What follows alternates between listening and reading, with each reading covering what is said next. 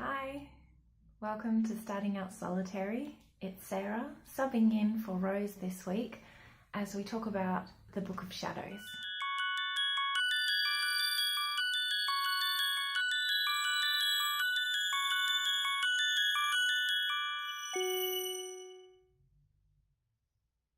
So, Book of Shadows is something that I have recently become more and more interested in because I have felt a lack of it in my spirit practice.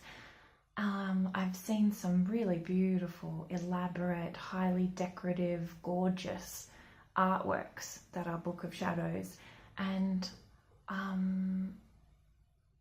I don't have anything like that. And so I was thinking, oh no, is there something that I haven't been doing? Is there something that I've gotten wrong? No.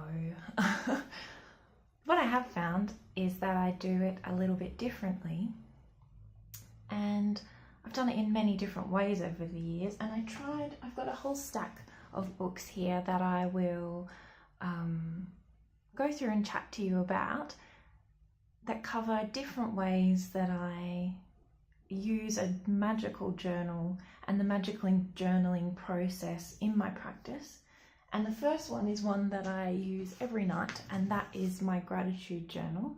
And it's just a little tiny spiral bound notebook that was like $1 at a little cheap shop, and it had a cute little enjoy the little things on it.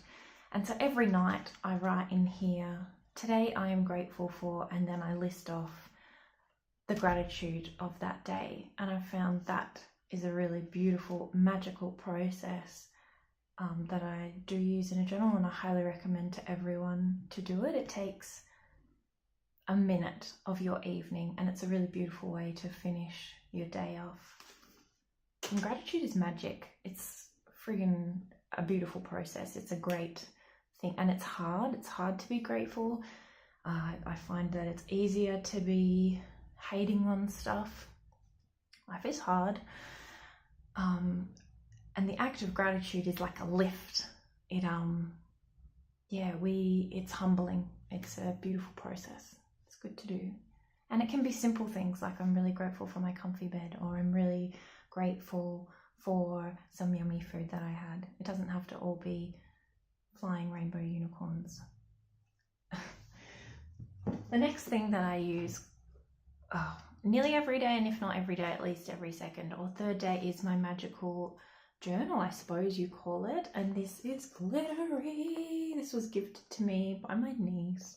In here, I've been writing a magical journal for the entire of my witchcrafting practice, and it's where I document tarot readings, oracle readings, musings, any messages I get in from spirit, things that I'm wanting to learn more about, inspiring things from books that I've read.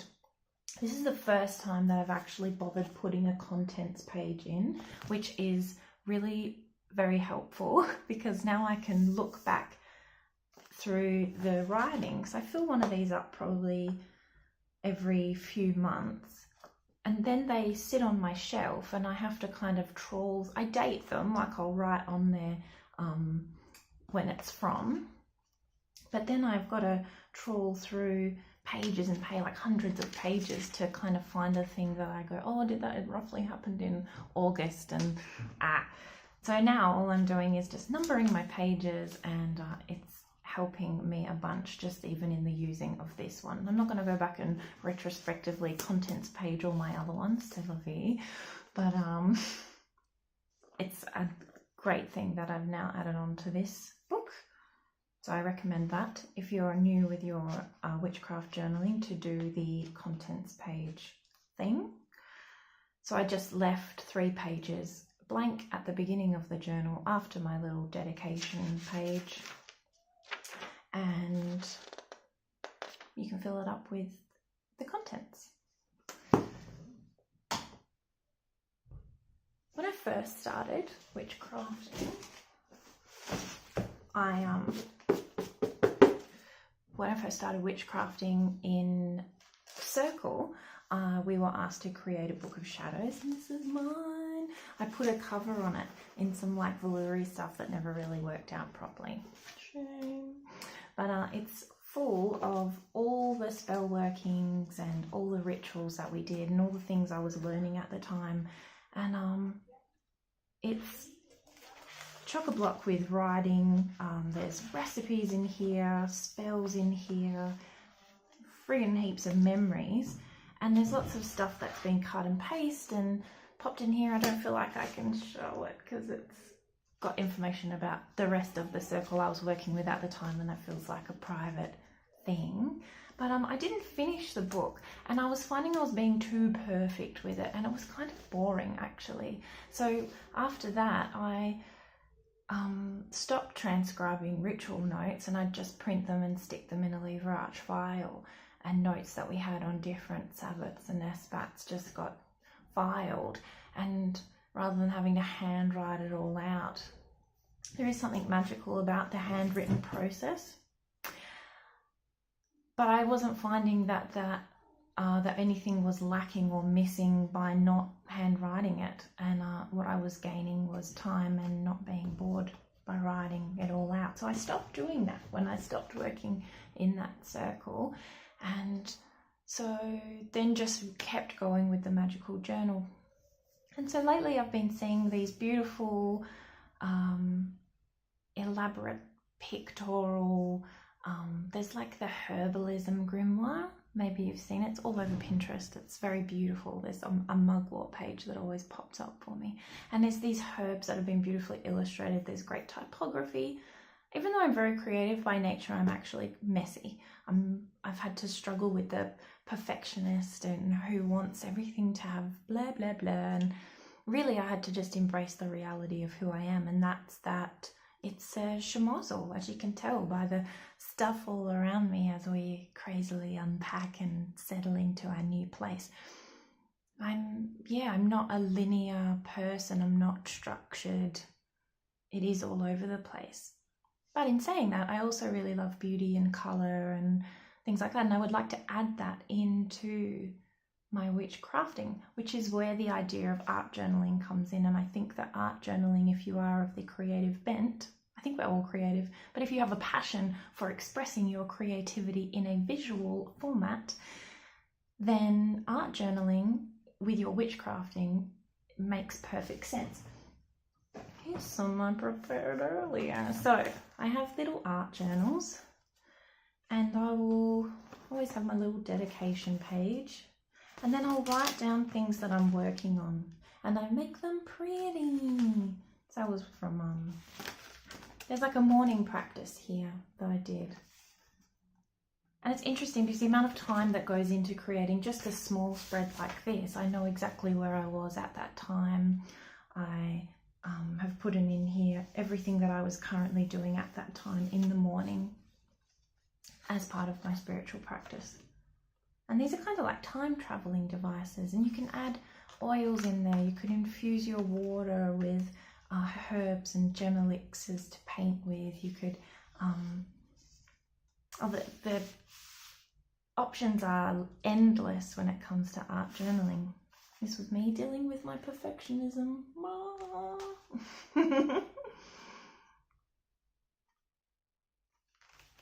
There's one here. There's a beautiful quote that was helping me deal with faith and trust issues. And I'll read it to you, shall I? It says, if you knew who walked beside you on this path that you have chosen, fear would be impossible. And that quote gave me shivers when I first heard it spoken by Gabby Bernstein, who does all the Spirit Junkie books. And she does some cool oracle cards actually. And then there's this one that I have been working on. It's just a upcycled book from the op shop. They were chucking it out at like a car boot sale thing. It's like all these books are $1. And it used to be a Childcraft, the How and Why library. And what I've been doing is gessoing over pages and rejigging them And so I'll put spells into the pages and into the artworks. I'll write spell words into the backgrounds and then paint over the top of them. They're very helpful for capturing times. There was a time I was needing to focus on positivity because, well, life's like that. And there's like some white birch that I've tucked in there from the tree when I went on a little retreat to feel better about the things. Here, there's one here. So there'll be quotes and messages that Spirit gives me, and rather than just writing them, well, I do still write them in the magic journal, but then I'll also then embellish them, and it feels like an act of love to really take those words that have come through and bring them to life on the pages. This is documenting a fire ceremony, just a simple one, but it was the dark moon in Aries, which is always one of my favourite times to do fire ceremony. And so just that's kept in here now, like it's forever in those pages. I've got a whole pile of like books of, so like they'll become like these boring spiral bound things that I'll work in. Basically the main thing is to write it all down, and this is what Pandora was talking about in her video. Write it all down, whatever you're doing or you're reading, and what it becomes is this really valuable reference tool for your practice. It's and like Lippy Witch was saying, like she isn't into writing it down, it's all done on a digital format. There's nothing wrong with having a digital book of shadows if that's your flavour. I recommend doing it. Find what works for you. But the main thing is that you do it. Because time goes and you think, I'll never forget that moment, but we do. And then there's something magical about going back to what you've written down and going, wow. The retrospect that you get is a powerful kicker to forward progress in your practice. I've handmade books and a little handsaw.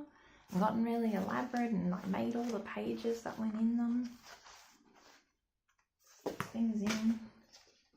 And then I've gotten a book. This is all handmade paper that was gifted to me.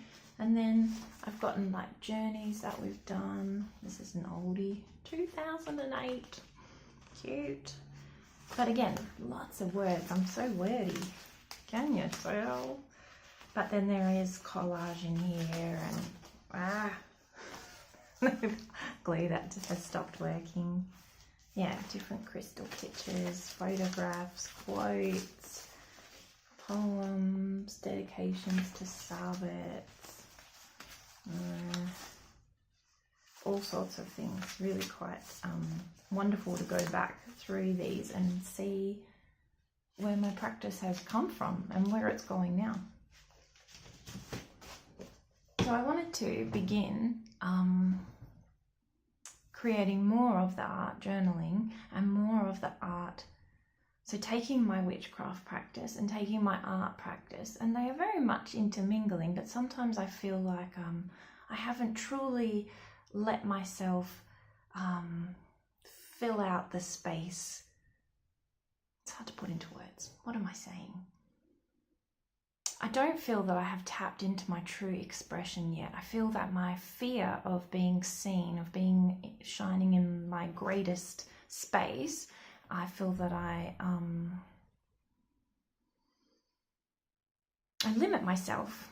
And so I have limited the amount of witchcraft that I will allow to be fully communicated in my artwork, because my art is quite public.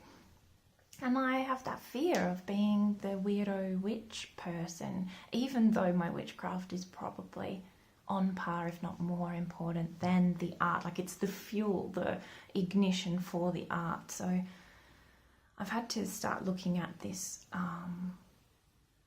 my fear in expressing that part of myself.